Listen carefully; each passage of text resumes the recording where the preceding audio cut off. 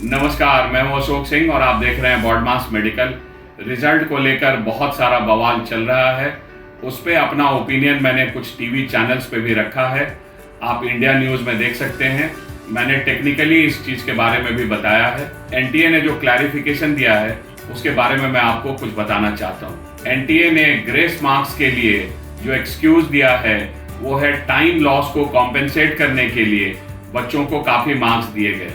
ये जो time loss के लिए कॉम्पेंसेटरी मार्क्स दिए गए हैं वो रेफरेंस उन्होंने लिया है एक ऑनलाइन टेस्ट का जो क्लैट एग्जाम में कॉम्पेंसेशन किया गया था। उसी के बेसिस पे इस एग्जाम में भी कॉम्पेंसेशन किया गया है। देखिए, आप सब नीट एस्पिरेंट हैं और आप इस बात को समझते हैं कि नीट के एग्जाम में फिजिक्स और बायोलॉजी दोनों के क्वेश्चन पेपर में लगने वाला समय, डिफिकल्टी लेवल, इसमें बहुत जमीन आसमान का फर्क है। अगर आप किसी स्टूडेंट के लिए कॉम्पेंसेटरी मार्क्स बना रहे हैं तो आप ऐसे कंपेयर नहीं कर सकते कि अगर कोई स्टूडेंट 10 मिनट में 20 बायोलॉजी के क्वेश्चन सॉल्व करता है और 100% एक्यूरेसी से करता है तो अगर उसका 10 मिनट का लॉस हुआ है तो फिजिक्स के भी वो 20 क्वेश्चन 100% एक्यूरेसी से सॉल्व कर लेता।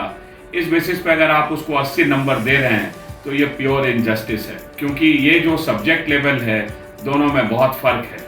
तो फिजिक्स के लिए आपको एक बिल्कुल डिफरेंट पैटर्न बनाना पड़ेगा और फिजिक्स के लिए टाइम लॉस पे अगर आप कॉम्पेंसेशन देना चाहते हैं तो उसका कंपैरिजन आप सिर्फ फिजिक्स से कर सकते हैं। तो अब इतने सारे चार्ट बनाने पड़ेंगे और उसको उस हिसाब से रिवाइज करना चाहिए। दूसरा क्वेश्चन ये आता है कि ये कॉम्पेंसेटरी मार्क्स या ग्रेस मार्क्स, अगर टाइम लॉस के लिए ये कॉम्पेंसेटरी मार्क्स दिया गया है तो इसके बारे में प्रोस्पेक्टस या नोटिस में पहले से क्यों नहीं बताया गया। ऑफलाइन एग्जाम में आप टाइम लॉस के लिए कॉम्पेंसेटरी मार्क्स देने की क्या जरूरत थी। इसके लिए आप ऑफलाइन सेंटर्स में 5-10 मिनट का समय एक्सटेंड कर सकते थे। इसके बाद आता है पेपर लीक का मामला। देखिए, पेपर लीक के मामले को समझने के लिए जो भी नीट का सेंटर होता है वहां पर सीसीटीवी कैमरा जरूर इंस्टॉल होना चाहिए। तो अगर सीसीटीवी फुटेज को देखा जाए तो आप ये समझ सकते हैं कि कौन कौन से ऐसे बच्चे हैं जो सस्पिशियस हैं, जिन पे आपको डाउट्स है, तो उसके बारे में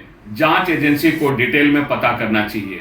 अगर एक ही सेंटर से 8-8 बच्चों को 720 नंबर आ रहे हैं तो उस सेंटर के सीसीटीवी फुटेज को सही से एनालाइज करना चाहिए और इसको गहराई से इन्वेस्टिगेशन करना चाहिए। इस तरह से अगर लगता है कि एनटीए इसका कुछ सोल्यूशन कर सकती है तो उसको करना चाहिए, और अगर एनटीए ऐसा नहीं कर सकती है तो गवर्नमेंट और कोर्ट को इसके ऊपर में एक्शन लेना चाहिए। क्योंकि मामला यहाँ है कि डिजर्विंग स्टूडेंट को मार्क्स मिलना चाहिए, डिजर्विंग स्टूडेंट को रैंक मिलना चाहिए। अगर किसी बच्चे को अनफेयर मीन्स या अनफेयर रूल कोई एडवांटेज मिल रहा है तो उसको काउंटर करना चाहिए। अनफेयर मीन्स से किसी को मार्क्स आए हैं तो उसको जांच करना चाहिए, या अगर आपने अनफेयर रूल से किसी को मार्क्स बांट दिया है तो उसकी भी जांच होनी चाहिए। इन दोनों ही पॉइंट्स पे एनटीए, कोर्ट, जांच एजेंसीज को जल्द से जल्द फैसला लेना चाहिए ताकि ये रिजल्ट के ऊपर में जो इतना सस्पिशन है वो खत्म हो। आप सब लोग, बहुत सारे स्टूडेंट या एजेंसीज री नीट के बारे में कह रहे हैं। देखिए, री नीट एक बड़ा डिसीजन है। अगर करप्शन बहुत बड़े लेवल का है तो ये री नीट का फैसला कोर्ट को लेना चाहिए। मैं उम्मीद करता हूं कि इसके ऊपर में जल्द से जल्द क्लैरिटी आएगी और आप सब लोगों को न्याय मिलेगा। वीडियो देखने के लिए आपका बहुत बहुत धन्यवाद। Thank you.